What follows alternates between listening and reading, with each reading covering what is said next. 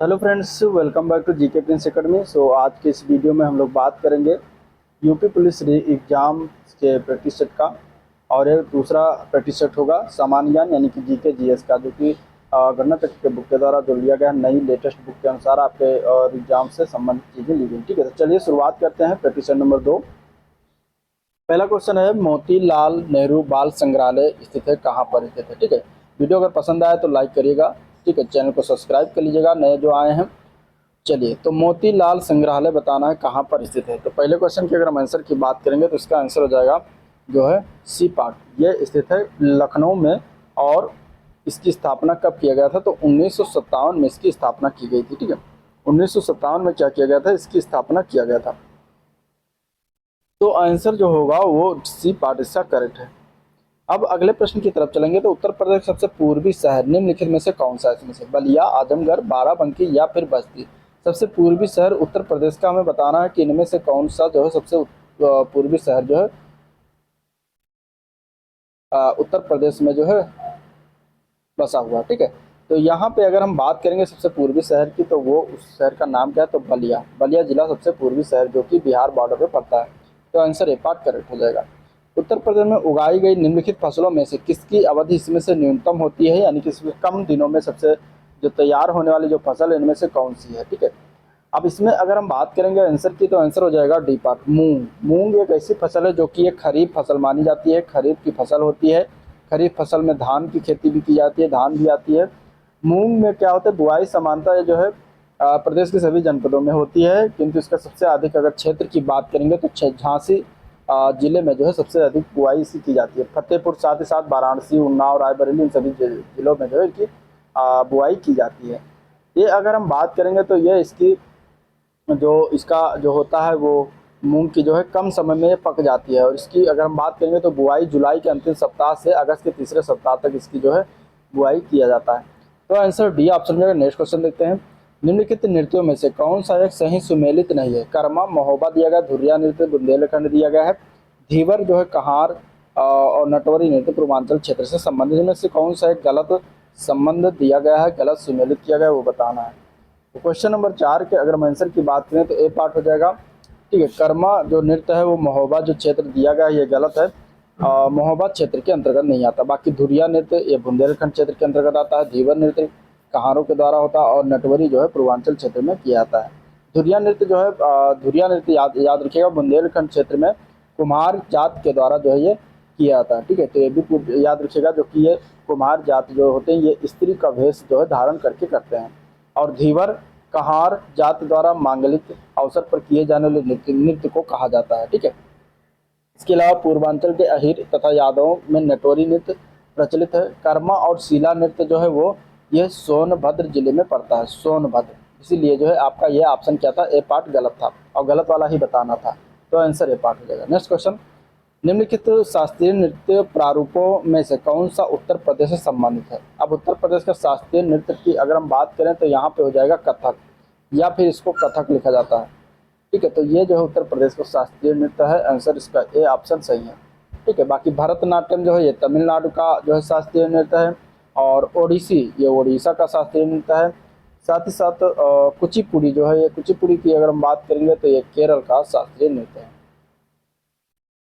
शीलाधर मृदा विज्ञान संस्थान कहाँ पर स्थित है, अगला प्रश्न बताना है। तो देखिए, शीलाधर मृदा विज्ञान संस्थान की अगर हम बात करें तो ये स्थित है ये कहाँ पर स्थित है, तो ये स्थित है प्रयागराज में। कहाँ पर स्थित है, प्रयागराज में। आंसर इसका बी ऑप्शन करेक्ट हो जाएगा। अगला प्रश्न देखते हैं, तो मई 2024 में उत्तर प्रदेश किस महिला को प्रतिष्ठित अमल क्लूनिक महिला सशक्तिकरण पुरस्कार से जो है सम्मानित किया गया है। उस महिला का नाम क्या है जिसको इस पुरस्कार से सम्मानित किया गया है। करंट अफेयर से क्वेश्चन है, बहुत ही इंपॉर्टेंट क्वेश्चन है। अगर हम देखें तो इसमें बात करें तो ये उनका नाम क्या है बताना है। क्वेश्चन नंबर 7 का हो जाएगा आंसर बी, आरती। आरती को सम्मानित किया गया है, ये बहराइच जिले की हैं। ठीक है, बहराइच जिले की 18 वर्ष की महिला है, रिक्शा चालक हैं, जो जिनको अमल क्लूनी महिला सशक्ति पुरस्कार से सम्मानित किया गया था मई 2024 में। इस पुरस्कार का नाम जो है ये प्रसिद्ध अंग्रेजी बैरिस्टर थे अमल क्लूनी, उन्हीं के नाम पर रखा गया है। और यह पुरस्कार जो है British charity Prince trust international के द्वारा प्रायोजित है। चलिए अगले प्रश्न की तरफ चलेंगे। तो मई 2024 में रक्षा अनुसंधान एवं विकास संगठन यानी कि DRDO ने रुद्र एम सेकेंड मिसाइल का सफल परीक्षण किया है। यह किस प्रकार की मिसाइल है? यह हवा से सतह को मार करती है, या फिर सतह से सतह मार करती है, या फिर हवा से सतह, या फिर इनमें से कोई नहीं? तो अगर हम आंसर की बात करेंगे तो आंसर हो जाएगा इसका ए ऑप्शन, हवा से सतह मार करने वाली रुद्रम ए मिसाइल है, जो कि ये सेकंड मिसाइल है जिसका सफल परीक्षण DRDO के द्वारा किया गया। ठीक है। और इसमें अगर हम बात करें तो भारतीय वायुसेना सुखोई 30 MK1 प्लेटफॉर्म से जो है हवा से सतह में मार करने वाली इस मिसाइल का परीक्षण सफलतापूर्वक ओडिशा के तट पर किया गया। ठीक है। चलिए, अप्रैल 2024 में भारत की राष्ट्रपति द्रौपदी मुर्मू ने किस भारतीय प्रौद्योगिकी संस्थान में कैंसर उपचार के लिए भारत की पहली घरेलू जीन थेरेपी का शुभारंभ किया? इसमें से तो यहाँ पे अगर हम देखेंगे तो इसका आंसर क्या हो जाएगा 9 का, तो ये हो जाएगा IIT बॉम्बे। इसका आंसर क्या हो जाएगा IIT बॉम्बे। ठीक है, IIT बॉम्बे में ये शुभारंभ किया गया है। जून 2024 में क्लाउडिया शिनबाम किस देश की पहली महिला राष्ट्रपति बनी है? क्लाउडिया शिनबाम जो राष्ट्रपति बनाई गई, पहली महिला राष्ट्रपति बनाई गई, किस देश की बनाई गई है? तो ये अगर हम बात करेंगे तो ये मैक्सिको देश की पहली महिला राष्ट्रपति बनी है। तो आंसर हो जाएगा डी ऑप्शन, महिला, मैक्सिको। ठीक है, ये 61 वर्षीय हैं क्लाउडिया, जो कि एक जलवायु कारकता और लालपन के पूर्व जो है मेयर हैं। तो आंसर क्या होगा? आंसर इसका हो जाएगा जो है मैक्सिको। मैक्सिको याद रखें। नेक्स्ट क्वेश्चन, मई 2024 में कौन महिला जिम्नास्ट एशियाई सीनियर चैंपियनशिप में स्वर्ण पदक जीतने वाली पहली भारतीय जिम्नास्ट बन गई? ये भी करंट अफेयर से क्वेश्चन और लेटेस्ट क्वेश्चन है, इंपॉर्टेंट है, इसलिए याद रखिएगा। उनका नाम क्या है जो कि पहली भारतीय जिम्नास्ट बनी है स्वर्ण पदक जीतने वाली? ठीक है, एशियाई सीनियर चैंपियनशिप में इन्होंने जीता है। उनका नाम क्या है ये बताना। तो उनका नाम है दीपा कर्माकर। आंसर क्या हो जाएगा? B option, Deepa Karmakar. ठीक है। चलिए अगले क्वेश्चन की तरफ बढ़ेंगे। तो लोकसभा चुनाव 2024 में उत्तर प्रदेश में कितनी महिलाएं लोकसभा के लिए जो है निर्वाचित हुई? लोकसभा चुनाव जो 18वीं लोकसभा चुनाव हुआ है, ठीक है, 18वीं लोकसभा चुनाव हुआ है, इसमें हमें बताना है कि उत्तर प्रदेश में जो है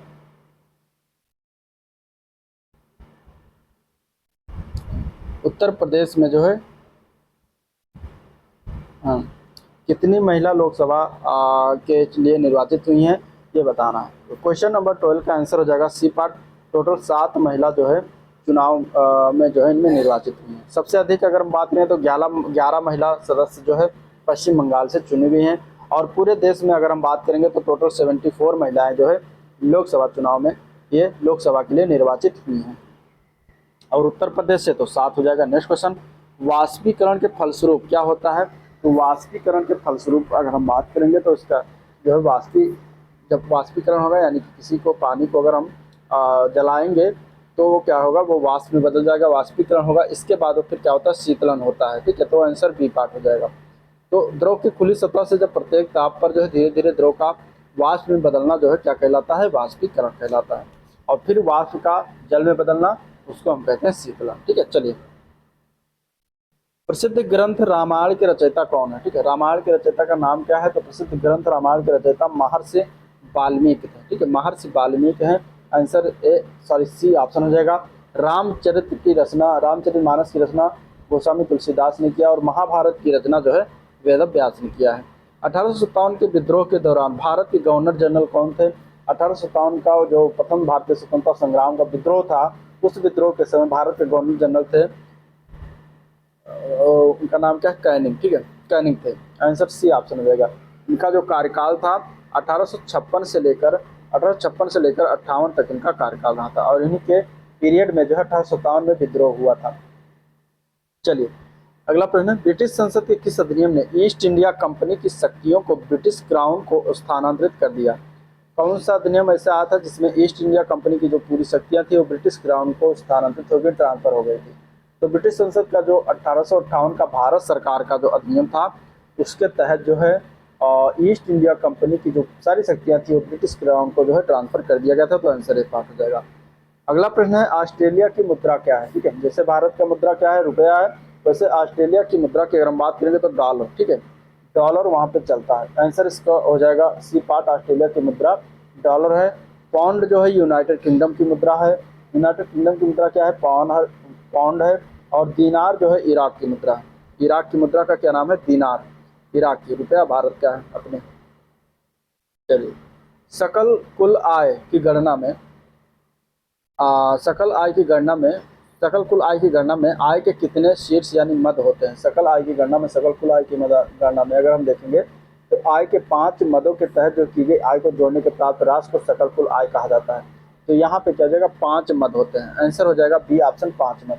5 मद में वेतन से आय, गृह संपत्तियों से आय, व्यापार और प्रोफेशन से लाभ, पूंजीकरण पर लाभ और आय के अन्य स्रोत इसमें शामिल होते हैं। ठीक है, निम्नलिखित में से किस त्योहार को कार्तिक पूर्णिमा भी कहा जाता है? इनमें से कार्तिक पूर्णिमा की अगर हम बात करेंगे तो वो त्यौहार होता है देव दीपावली। देव दीपावली को क्या कहते हैं? कार्तिक पूर्णिमा के त्यौहार भी कहा जाता है। अगले प्रश्न की तरफ बढ़ेंगे। इन्वेस्ट इंडिया किस मंत्रालय के तहत निवेश को बढ़ावा देने के लिए एक प्रमुख एजेंसी है? इन्वेस्ट इंडिया की बात करेंगे तो ये वाणिज्य और उद्योग मंत्रालय के तहत जो है निवेश को बढ़ावा देने के लिए क्या है, प्रमुख एजेंसी है। तो आंसर डी ऑप्शन हो जाएगा। भारत में कौन सा मंत्रालय जनगणना संचालित करता है? भारत में अगर हम बात करेंगे जनगणना संबंधी कार्यों को तो गृह मंत्रालय संचालित करता है। यहाँ पे आंसर हो जाएगा ए ऑप्शन। ठीक है, चलिए अगला प्रश्न है, इमारत के पर्यावरण प्रदर्शन का सूचकांक मूल्यांकन करने के लिए एक रेटिंग प्रणाली तैयार किया गया है, जिसको किस नाम से जानते हैं? तो देखिए, इमारत के जो पर्यावरण प्रदर्शन का मूल्यांकन किया जाता है उसके लिए जो है एक रेटिंग प्रणाली तैयारी किया गया है, उसको हम कहते हैं लीड। क्या कहते हैं? Lead. Leadership in energy and environmental design, जिसको इस नाम से जानते हैं। तो यहाँ आंसर बी ऑप्शन हो जाएगा। काराकोरम की दक्षिणी सीमा किस भारतीय नदी से बनी हुई है? ठीक है, काराकोरम की जो दक्षिणी सीमा है वो किस भारतीय नदी से बनी हुई है ये बताना है। तो काराकोरम की जो है विशाल पर्वत श्रृंखला है जो अगर हम बात करें तो जिसका विस्तार भारत और अफगानिस्तान से लेकर गिलगित बल्टिस्तान और चीन तथा तजाकिस्तान में जाता है। अब यहाँ पे जो भारत के साथ जो नदी है जो सीमा बनाती है वो है गिलगित नदी। ठीक है, गिलगित नदी से बनी हुई। तो आंसर बी ऑप्शन इसका करेक्ट हो जाएगा। अगले प्रश्न की तरफ चलेंगे। तो निम्नलिखित में से कौन भारत में प्रवाल द्वीपों का उदाहरण है? इनमें से प्रवाल द्वीप की बात करें तो भारत में प्रवाल द्वीप जो आता है अपना लक्षद्वीप हो गया। ठीक है, प्रवाल द्वीप का उदाहरण है। अंडमान निकोबार द्वीप है, ये भी प्रवाल द्वीप का उदाहरण है। कच्छ की खाड़ी हो गया, मन्नार की खाड़ी हो गया, ये सभी क्या है, प्रवाल द्वीप के उदाहरण है। हीरे, सोने, प्लेटिनम का सबसे बड़ा उत्पादक कौन सा महाद्वीप है? जहाँ पे हीरा, सोना, प्लेटिनम सभी पाया जाता है। अगर हम बात करेंगे तो ये अफ्रीका महाद्वीप में सबसे बड़ा उत्पादक महाद्वीप है। तो यहाँ पे आंसर बी ऑप्शन करेक्ट हो जाएगा। चलिए, भारत सरकार द्वारा प्रथम परिसीमन आयोग किस वर्ष में गठित किया गया था? अगला प्रश्न है। तो प्रथम परिसीमन आयोग की अगर हम बात करेंगे तो भारत में अब तक 5 बार परिसीमन आयोग का गठन हुआ था। प्रथम हुआ था 1952, इसके बाद 1963, फिर इसके बाद अगर हम बात करेंगे तीसरा जो हुआ था 1973, और फिर चौथा हुआ था 2002 में, और फिर पांचवा हुआ था 2020 में। तो इस बार 5 बार परिसीमन आयोग का गठन किया गया है। फर्स्ट टाइम ए पार्ट इसका राइट हो जाएगा। उत्तर प्रदेश राज्य निर्वाचन आयोग का मुख्यालय निम्नलिखित में से किस जिले में स्थित है? राज्य निर्वाचन आयोग का मुख्यालय ऑब्वियसली उत्तर प्रदेश की राजधानी लखनऊ में होगा। आंसर इसका डी ऑप्शन करेक्ट है। पद्मावत के रचनाकार बताना है। पद्मावत की रचना की अगर हम बात करेंगे तो मलिक मोहम्मद जायसी ने किया था। और यहाँ पे अगर हम आंसर की बात करेंगे तो आंसर हो जाएगा ए पार्ट, जायसी। इनका पूरा नाम क्या था? मलिक मोहम्मद जायसी, जिन्होंने पद्मावत की रचना की थी। बहुत इंपॉर्टेंट क्वेश्चन है, बहुत बार पूछा गया है, याद रखिएगा। ठीक है, मलिक मोहम्मद जायसी, पद्मावत की रचना। जायसी की अन्य रचनाओं में अखरावत पूछ लिया जाता है, आखिरी कलाम पूछ लिया जाता है, जो कि याद रखिएगा। विश्व स्वास्थ्य संगठन यानी कि वर्ल्ड हेल्थ ऑर्गेनाइजेशन WHO जिसको कहते हैं, इसका मुख्यालय पूछा गया है कहाँ पर है? बहुत इंपॉर्टेंट क्वेश्चन है। अगर हम बात करेंगे इसका मुख्यालय तो जिनेवा स्विट्जरलैंड में पड़ता है। और ये अगर हम बात करें कब स्थापना किया तो 7 अप्रैल 1948 को इसकी स्थापना किया गया था जिनेवा स्विट्जरलैंड में। ठीक है, जिनेवा स्विट्जरलैंड में, स्विट्जरलैंड की राजधानी। और इसीलिए 7 अप्रैल को हम विश्व स्वास्थ्य दिवस के रूप में मनाते हैं। इसीलिए स्वास्थ्य दिवस, विश्व स्वास्थ्य दिवस मनाया जाता है। आंसर है पाठ हो जाएगा। नेक्स्ट क्वेश्चन पे बढ़ते हैं। कच्छतीवु को श्रीलंका को सौंपने के दौरान भारत के प्रधानमंत्री कौन थे? ठीक है, कच्छतीवु को श्रीलंका को जब सौंपा गया था तो उस समय भारत के प्रधानमंत्री कौन थे? तो उनका नाम था इंदिरा गांधी। कौन थी? इंदिरा गांधी थे। आंसर सी ऑप्शन हो जाएगा। और ये 1976 में जो है ये सौंपा गया था। 1976 में जो है सौंपा गया था। अगले प्रश्न की तरफ चलेंगे। किस जिले के भू राजस्व प्रशासन का प्रभारी मुख्य अधिकारी होता है? कौन मुख्य अधिकारी होता है किसी जिले का भू राजस्व प्रशासन का प्रभारी जो होता है? तो देखिए, उत्तर प्रदेश राजस्व संहिता जो 2006 है उसकी धारा जो 12 है। ठीक है, उसकी धारा कितनी है? 12। धारा 12 के अनुसार किसी भी जिले के भू राजस्व प्रशासन का प्रमुख अधिकारी जो होता है वो कौन होता है? जिला कलेक्टर होता है। ठीक है, तो यहाँ पे आंसर हो जाएगा सी ऑप्शन, जिला कलेक्टर। अगला प्रश्न है, नए भूमि अधिग्रहण कानून के तहत किस प्रकार की भूमि का अधिग्रहण तब तक नहीं किया जा सकता जब तक कि यह रक्षा के लिए या प्राकृतिक आपदा के कारण उत्पन्न होने वाली आपात स्थिति के लिए न हो? अब यहाँ पे आंसर क्या हो जाएगा? देखिए, भूमि अर्जन, पुनर्वासन और पुनर्स्थापन में उचित प्रतिकर और पारदर्शिता अधिकार अधिनियम 2013 के तहत अगर देखेंगे तो बहुफसली सिंचित भूमि का अधिग्रहण तब तक नहीं किया जाएगा जब तक कि वो रक्षा के लिए या प्राकृतिक आपदा के कारण उत्पन्न होने वाली आपात स्थिति के लिए ना हो। ठीक है, तो आंसर क्या हो जाएगा? बहुफसली सिंचित भूमि के बारे में बातें कही गई हैं, तो यहाँ पे आंसर ए पार्ट करेक्ट हो जाएगा। अगले क्वेश्चन की तरफ बढ़ेंगे, तो निम्नलिखित में से कौन सा एक संवैधानिक निकाय नहीं है? संवैधानिक मतलब कि जो संविधान में दर्ज न हो अनुच्छेद के तहत, तो इनमें से कौन सा एक है जो संवैधानिक निकाय नहीं होगा? अगर हम इसमें बात करेंगे तो राज्य सूचना जो आयोग दिया गया है ये एक विधिक निकाय है। क्या है? ये एक विधिक निकाय है, संवैधानिक निकाय नहीं है। यह सूचना का अधिकार अधिनियम 2005 के प्रावधान के तहत राज्य सरकार के द्वारा राज्य सूचना आयोग की स्थापना किया गया था। तो ए पार्ट हो जाएगा, जो कि संवैधानिक निकाय नहीं है। इनमें से कौन सा एक सॉफ्टवेयर है जो आप पर जासूसी करता है ताकि इंटरनेट पर वो आपकी गतिविधियों को भांप सके और उसके मुताबिक आपके सिस्टम पर विज्ञापन ला सके? तो उस सॉफ्टवेयर का नाम क्या नाम दिया गया है? तो वो है स्पाईवेयर। उसको क्या कहा जाता है? स्पाईवेयर। आंसर इसका डी ऑप्शन करेक्ट हो जाएगा, स्पाईवेयर। ठीक है, चलिए, भारतीय संविधान का निर्माण किस सभा के द्वारा किया गया? इसमें से तो भारतीय संविधान का जब निर्माण किया गया था तो संविधान सभा बनाया गया था, तो संविधान सभा आंसर हो जाएगा बी ऑप्शन, बी पार्ट इसका करेक्ट हो जाएगा। ठीक है, भारतीय संविधान सभा के द्वारा संविधान का निर्माण किया गया।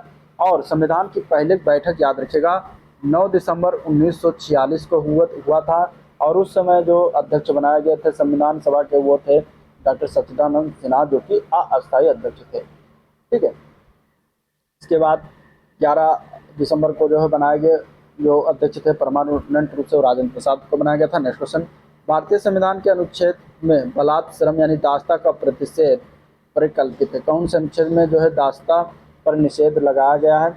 अगर हम बात करेंगे ये दुर्व्यवहार और बलात्कार या बलात् श्रम या दास्ता का प्रतिषेध जो परिकल्पित है वह अनुच्छेद 23 में है, तो आंसर सी ऑप्शन हो जाएगा, मूल अधिकार के अंतर्गत आता है। ठीक है, 22 में क्या है? तो 22 में कुछ दशाओं में गिरफ्तारी और निरोध में संरक्षण का प्रावधान किया गया है। अनुच्छेद 24 में अगर हम बात करेंगे तो यहाँ कारखानों आदि में बालिकाओं के नियोजन का प्रतिषेध प्रावधान है। अनुच्छेद 25 की अगर हम बात करें तो यहाँ पे अंतःकरण की और धर्म की अबाध रूप से मानने और आचरण और प्रचार करने की स्वतंत्रता का उल्लेख है। चलिए, भारतीय संविधान का निम्नलिखित में से कौन सा अनुच्छेद पंचायतों से चुनाव से संबंधित है? पंचायतों इंपॉर्टेंट क्वेश्चन है, ये इस तरीके से क्वेश्चन बन सकता है। भारतीय संविधान के अनुच्छेद के बाद पंचायत के चुनाव जो होता है वो होता है 243 के में होता है, तो डी पार्ट हो जाएगा।